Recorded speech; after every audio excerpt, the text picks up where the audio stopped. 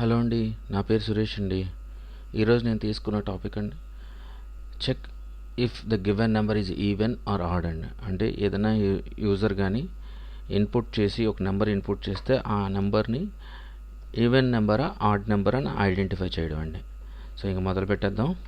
So before programming చేసేటప్పుడు మనం ముందు అవుట్లైన్ అవుట్ చేసుకోవాలండి. అవుట్లైన్ అంటే ఏం చేయాలి అనేది. సో ఫస్ట్ మనం చేయవలసింది ఏంటంటే వ్యాలిడేషన్ అండి. మన ఇన్పుట్ వ్యాలిడేషన్, ఇన్పుట్ ఫీల్డ్ని వ్యాలిడేట్ చేయాలి.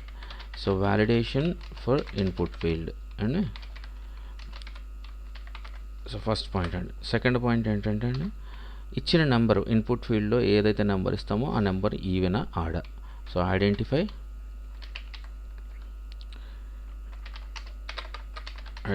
the number is even, is given number is even or odd. ఇదండి మన ప్రోగ్రామ్, మనం చేసుకున్న అవుట్లైన్ ఇది. సో ఫస్ట్ వ్యాలిడేషన్ మొదలు పెట్టేద్దాం. ఎందుకంటే వ్యాలిడేషన్ మనం ఆల్రెడీ ఇంతకుముందు వీడియోలో రాసాము. సో సేమ్ అలాగే రాస్తుందామండి, కొత్తగా ఏమొద్దు.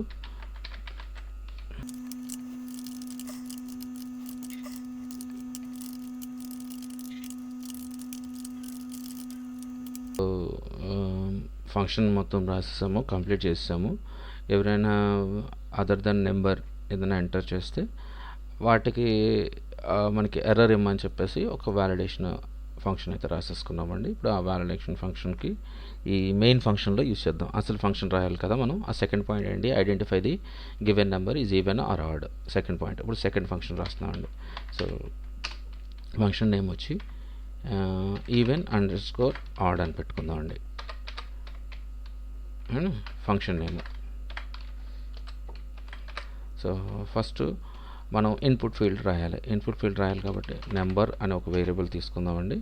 అందులో ఏం స్టోర్ చేద్దాము, ఇన్పుట్ ఫీల్డ్ని స్టోర్ చేద్దాం. ఇన్పుట్ ఫీల్డ్ని స్టోర్ చేయాలంటే వ్యాలిడేట్ చేయాలి కదండి. సో వ్యాలిడేట్ ఫంక్షన్ని రాసుకుందాము. రాసుకుని దాంట్లో మెసేజ్ ఇద్దాము, ఎంటర్ ఎనీ నెంబర్, ఏదైనా నెంబర్ని ఎంటర్ చేయమని చెప్పి యూజర్ని అడుగుతున్నాము. ఇప్పుడు ఎంటర్ చేసిన నెంబరు ఈవెనా ఆడా అని ఐడెంటిఫై చేయాలి. సో వ్యాలిడేషన్ అయిపోయింది ఆ మెయిన్ దాంట్లో ఫంక్షన్లో. వ్యాలిడేషన్ అయిపోయిన తర్వాత ఇప్పుడు మనం దాన్ని ఈవెనా ఆడా అని ఐడెంటిఫై చేయాలంటే ఇఫ్ ఎల్స్ కండిషన్లో రాసుకుందామండి. ఇఫ్ ఒకవేళ నెంబర్ ఎంటర్ చేసిన నెంబర్ అనమాట అండి, నెంబర్ కానీ, ఇది మోడులా అంటారండి. ఈ సింబల్ పర్సంటేజ్ సింబల్ మోడులా అంటారు పైథాన్లో. ఇది ఏం చేసిద్ది అంటే, మనం డివిజన్ చేసినప్పుడు సాధారణంగా ఆన్సర్ తీసుకుంటామండి, కానీ రిమైండర్ తీసుకోము. సో ఈ మోడులా అనేది రిమైండర్ ఇస్తుందండి. రిమైండర్ అంటే మనకు డివిజన్ చేయగా వచ్చిన రిమైండర్ ఉంటుంది చూస్తారా, ఫైనల్ రిమైండర్. ఆ రిమైండర్ని ఇస్తుంది అనమాట.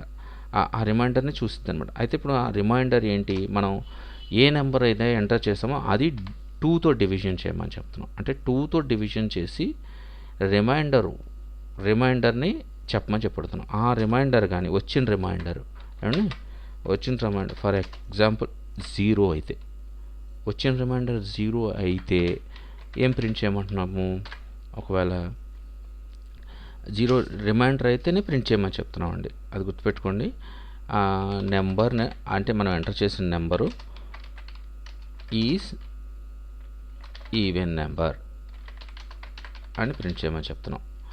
ఒకవేళ ఇది కాకపోతే ఎల్స్ కండిషన్లోకి వెళ్ళాలన్నమాట. కాకపోతే అంటే ఎల్స్ కండిషన్లోకి వెళ్ళాలి. కాకపోతే ప్రింట్ నెంబర్ అని రాసి, ఆ తర్వాత నెంబర్ అంటే ఏంటి, ఇన్పుట్ చేసిన నెంబర్ ఏవైతే ఇన్పుట్ చేస్తాడో ఆ నెంబర్ని మెసేజ్ ఏమి ఇస్తున్నా, ఈజ్ ఆడ్ నెంబర్ అని రాయాలండి. సో అయిపోయిందండి ఫంక్షను. ఇప్పుడు మనం ఫంక్షన్ని కాల్ చేద్దాం.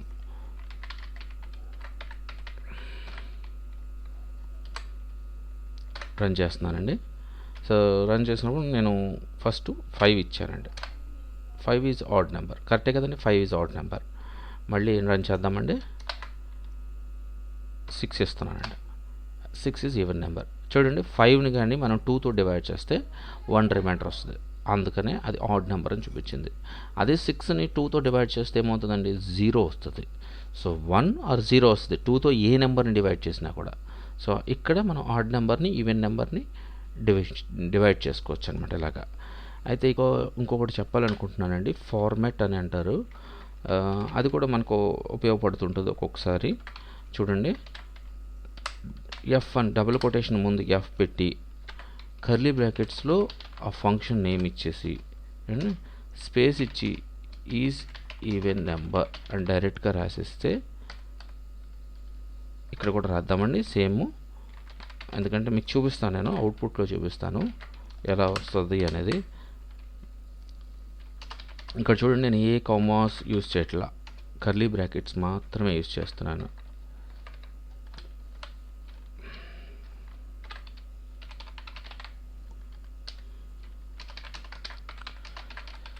Odd number. సో ఫస్ట్ మనం కామెంట్ చేసేద్దాము.